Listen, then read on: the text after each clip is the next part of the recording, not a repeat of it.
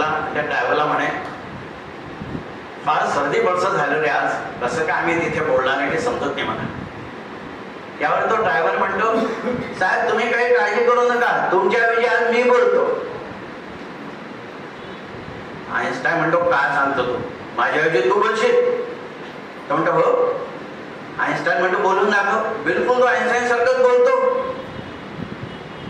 Einstein म्हणतो, ठीक आहे, नाहीतर तिथे आपल्याला कोण ओळखताय, नवीन ठिकाणी चालू, आपल्याला कोणी ओळखत नाहीये, माझ्याऐवजी तू बोल. आता तिथे गेल्यानंतर हात सुरू करून जायचं बोलणं, अगदी आईन्स्टाईन सारखा बोलतो. लोक इतके इम्प्रेस होतात. तेवढ्या समोर एक प्रोफेसर असतात, ते उभे राहतात आणि एक प्रश्न करतात त्याला.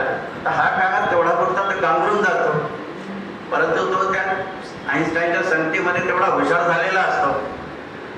तर तो म्हणतो, इतका सोपा प्रश्न, याचं उत्तर तर माझा ड्रायव्हर देईल.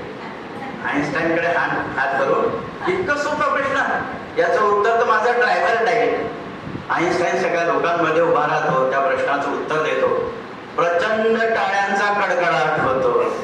तात्पर्य काय, तर संगतीमध्ये त्या आईन्स्टाईनचा ड्रायव्हर सुद्धा किती हुशार होतो, त्याच्यासारखं बोलायला लागतो, त्याच्यासारखे भाषण द्यायला लागतो.